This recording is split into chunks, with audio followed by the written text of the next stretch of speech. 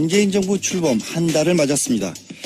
80%에 달하는 국민 지지에도 불구하고 야당은 혹평을 계속하고 있는데요. 내용과 같으면 같은 대로, 다르면 다른 대로 들어봐야 할 필요가 있겠죠. 먼저 더불어민주당 김현 대변인 연결합니다. 대변인님 나와 계세요? 네, 안녕하세요. 더불어민주당 대변인 김현입니다. 예, 반갑습니다. 네. 예. 문재인 정부 출범 한 달을 맞았습니다. 지난 한 달에 대해서 여당 입장에서 어떻게 평가하실까요? 네, 인수위 없이 한 달을 맞이한 문재인 대통령, 문재인 정부, 국민의 지지도가 84% 가까이 올라가고 있고요. 역대 최고 수치라는 게 이제 여론조사 기관의 평가입니다. 예. 이렇게 그 국민들의 높은 지지는 결국은 소통하는 문재인 대통령 그리고 소탈한 모습과 함께 공약을 실천하려고 하는 그런 행보에 대해서 국민들이 찬사를 보내는 것이라고 보고요. 함께 저희는 더불어민주당은 대통령의 안정적인 국정 운영을 뒷받침하고 그다음에 당정청 혼연일체가 돼서 대통령 공약사항이 지켜질 수 있도록 노력을 다하겠습니다. 국민 여러분들이 아낌없이 박수를 보내고 지지를 보내주신 점에 대해서도 한편으로 감사드립니다. 예. 그런데 바로 그 소통에 대해서 자유한국당에서는 이게 소통이 아니라 쇼통, 목통, 불통이다. 이른바 삼통 정권이다. 이런 얘기를 해요. 저희도 뭐 평가한 것을 받아들였는데 평가가 인색하다라는 점을 말씀을 드리고요. 뭐 자유한국당이 협력할 것은 협력하고 비판할 것은 비판하겠다라는 애초의 태도에서 조금은 저희들이 볼 때는 좀 난감한 방식으로 지금 인사청문회 결과를 놓고도 저희들에 대해서 부정적인 평가가 있는데요. 어쨌든 그럼에도 불구하고 자유한국당이 저희에게 지적하는 사항에 대해서는 겸허히 받아들이고요. 보다 잘할 수 있도록 노력을 더 하겠습니다.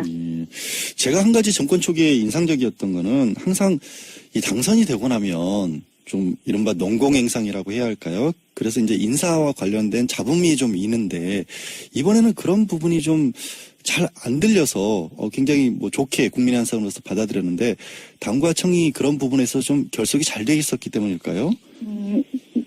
아시다시피 이번 문재인 정부의 탄생의 배경은 촛불 민심이 반영된 거라고 보고요. 그렇죠. 국민들의 여망이 어쨌든 안전한 대한민국, 살맛나는 대한민국, 정의로운 대한민국을 건설해 달라는 그런 요구이기 때문에 저희가 당과 청와대가 정말 국민의 여망을 받드는 그런 진실한 마음으로 국정 운영을 하지 않으면 저희들이 촛불 민심을 제대로 수용하지 못하는 결과가 되지 않겠습니까? 그래서 갈등 분열 이런 것은 절대로 저희가 해서는 안 된다는 입장이 강하고요.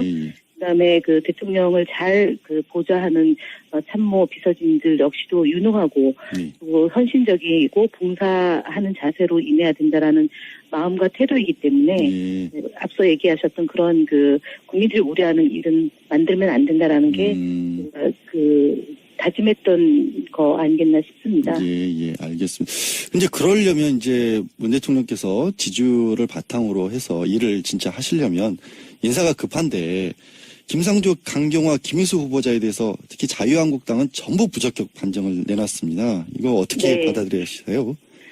일단은 자유한국당이 지난 총리 내정자 때부터도 부적격이라고 얘기를 하다가 결국은 퇴장하지 않았습니까? 예. 아예 국회에 들어오질 않았죠.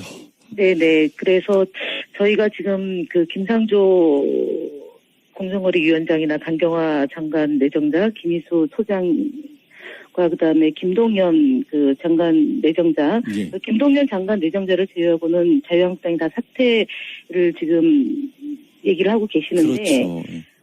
김희수 소장의 경우는 이틀에 걸쳐서 청문회를 했고, 그리고 문제가 됐던 것은 하회와 용서 차원으로도 됐음에도 불구하고 지금 그런 얘기를 하고 있고요. 강경화 장관의 경우는 지금 위안부 피해자 할머니께서 강경화 장관을 지지해달라고 눈물로 호소하고 있는데 불구하고 지금 반대를 위한 반대를 하고 있는 거다라고 얘기할 수 있고요. 김상조 위원장의 경우도 사실은 부인의 문제를 갖고 고발 조치를 하겠다고 하는데 했더라고요. 고발장을 냈답니다.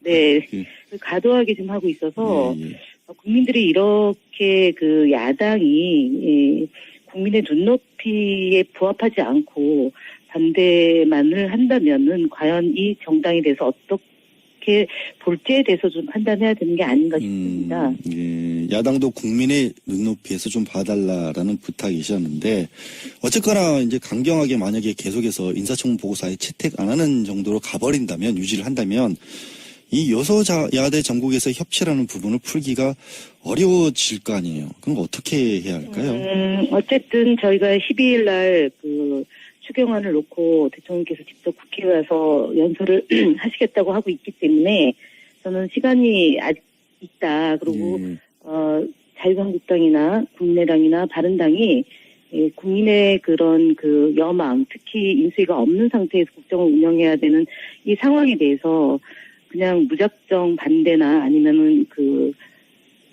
조건부 적격 이런 식의 그 입장을 내는데 시간이 있기 때문에 저희는 더 적극적으로 설득하고요.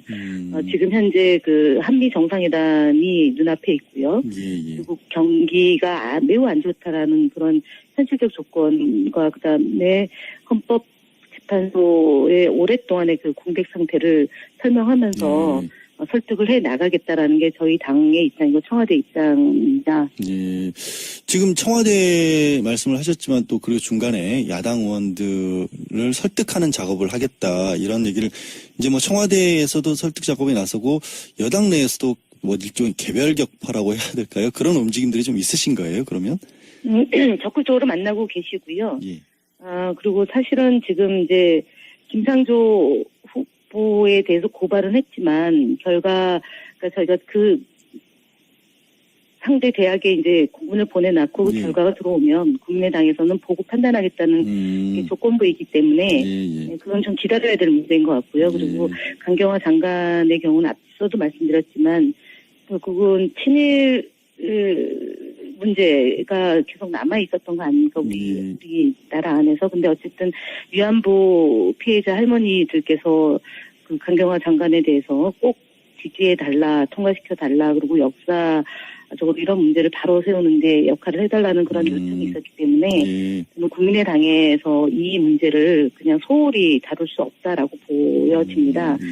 저희가 노력하는 것도 노력하는 거겠지만 정말 결정적 하자가 없는 장관 내전자에 대해서 계속 반대만을 한다는 점에 대해서는 좀 부담을 갖지 않을까 싶습니다. 근데 그런 반대의 빌미가 됐던 게 사실은 문재인 대통령이 천명한 이른바 인사 5대 원칙이고 민주당 내에서도 이거를 정말로 적용하기는 어렵다 이런 지적도 좀 있지 않습니까? 추가 인사 계속 하셔야 할 텐데 5대 원칙 고수 유지하는 것이 가능할까요? 원칙은 지켜져야 된다고 보고요. 다만 그 원칙을 지키는 데 있어서 구체적인 기준과 그다음에 적용시키는 시점 이런 부분에 대해서 지난번에 문재인 대통령께서 좀 더 구체적인 지침을 갖고 임해달라라고 얘기를 하신 마당이거든요. 그래서 저희 국정기획자문위원회에서도 TF팀을 구성해서 인사청문회의 기준과 원칙에 대해서 논의하고 있고요. 국회 차원에서도 마찬가지로 인사청문회를 어떻게 할 건지에 대해서 논의가 필요하다고 봅니다. 특히 위장 전입에 대해서는 지난번에도 국민들 앞에서 말씀드렸지만 2005년 7월 28일 인사청문회가 도입되기 전에 위장 전입에 대한 그 문제는 그야말로 단순한 그 위장 전입이냐 아니면은 지속성과 반복성을 갖고 고의성을 갖고 임했던 문제냐라는 것에 대한 기준이 있을 것이고요. 부동산 투기에 대해서도 조금 더 세밀한 지침들이 좀 있어야 될 것 같습니다. 특히 인사청문회가 도입되기 전에 일어났던 이 일에 대해서 어떻게 기준을 잡을 건지에 대한 논의가 좀 활발하게 이루어져서 이후에 장관 내정자들에 대한 청문 기준 좀 삼아야 되지 않을까 싶습니다. 결국 이제 구체적인 기준을 마련을 해야 다음 후속 인사까지도 가능할 것이다라는 말씀이셨고요. 네네. 대통령께서 이제 직접 국회에 오셔서 협치도 이제 좀 풀어나가실 것이다라는 말씀도 해주셨는데, 하지만 일단 공식적인 이유는 일자리 추경안과 관련한 시정연설을 하시겠다는 거 아니겠습니까? 네, 아무래도. 일자리 추경 이거 자체도 또 반대하고 있어요, 야당은. 어쨌든 일자리 추경이라는 것은 지금 국민이 낸 세금을 다시 국민에게 환원시키는 추경 입니다. 그리고 네. 특히 청년 일자리 문제를 해결하기 위해서 정말 동분서주하고 있는 상황이고요. 예. 그리고 좋은 일자리를 만들어서 그 국민들에게 봉사하는 그런 일을 하겠다는 겁니다. 지금 이번 추경안은 대규모 SOC도 없고요. 선심성 지역 예산도 없습니다. 그리고 적자 국채 발행이 없는 산무 추경안이고요. 그리고 그 지금 저희가 하겠다는 것은 좋은 일자리를 만들고 내수를 진작시키고 민생을 회복시키자라는 추경입니다. 특히 앞서 말씀드렸던 것처럼 일자리를 만드는 것이 11만 개. 지금 지상 최고의 그런 목표이고요. 그리고 지금 17년 만에 실업률이 최고치를 기록하고 있고 청년들의 체감 실업률이 24% 3개월 동안 24% 내외의 높은 수준입니다. 거의 재난 수준에 이르고 있기 때문에 지금 11조 원으로 해서 청년 일자리를 만들고 좋은 일자리를 만들겠다고 하는 부분에 대해서 야당이 무작정 반대할 것이 아니고요. 동조를 해주시고 공감을 해주시길 바랍니다. 예. 일단 말씀하신 것처럼 추가 경정 예산 편성 요건이라고 할 수 있는 재난 상황이냐 이런 부분에 대한 야당에 대한 강조 내진 설득 같은 것들을 이제 대통령과 별도로 여당에서도 쭉 이어주셔야 할 것으로 보이는 상황이고요.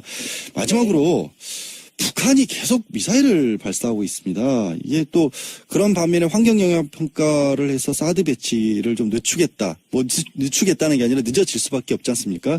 이것에 대해서 야당은 이게 안보 포기가 아니냐 이런 식으로 주장을 하고 있어요. 사드 배치와 관련해서 그 고의적으로 보고가 누락된 것은 이미 다 밝혀진 것이고요. 예.